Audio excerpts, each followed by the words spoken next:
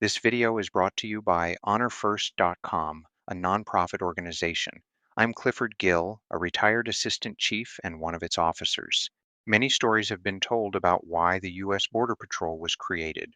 Some say it began to enforce prohibition, others point to World War I espionage or the 1921 quota law.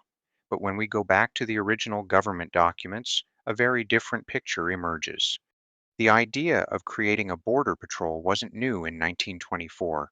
Documents show that proposals for a dedicated immigration border patrol existed as early as 1914.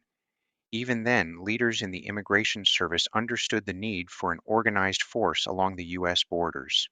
In 1918, Supervising Inspector Frank W. Berkshire submitted formal proposals to establish an immigration service patrol on the land boundaries. His proposals focused on stopping aliens who were avoiding the ports of entry, long before Prohibition or later national security concerns came along. Some point to German espionage during World War I. While one 1918 letter mentions enemy activity coming through Mexico, that was not part of Berkshire's proposal, and no documents show that as the reason the patrol was created. Others cite the 1921 quota law. The 1923 annual reports from the Commissioner General and the Secretary of Labor do link rising smuggling to the literacy test, increased head tax, wartime passport rules, and finally the quota law. But even then, the need was clear. Illegal entry between ports had become a major problem. The actual creation of the Border Patrol came on May 28, 1924, when Congress approved Public Law 68-153. This law funded the Immigration Service's Land Border Patrol, solidifying Berkshire's earlier proposals and establishing the Border Patrol within the Bureau of Immigration.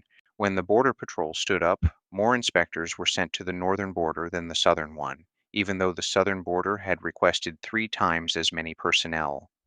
Telegrams preserved in the National Archives document those initial staffing numbers.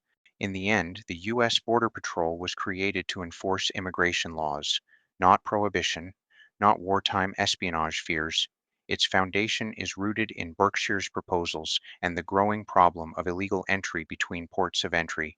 HonorFirst.com gratefully acknowledges the Border Patrol Museum and historian Joseph Bonco. Their historical materials and our long-standing partnership continue to enrich our shared efforts to preserve the proud legacy of the U.S. Border Patrol.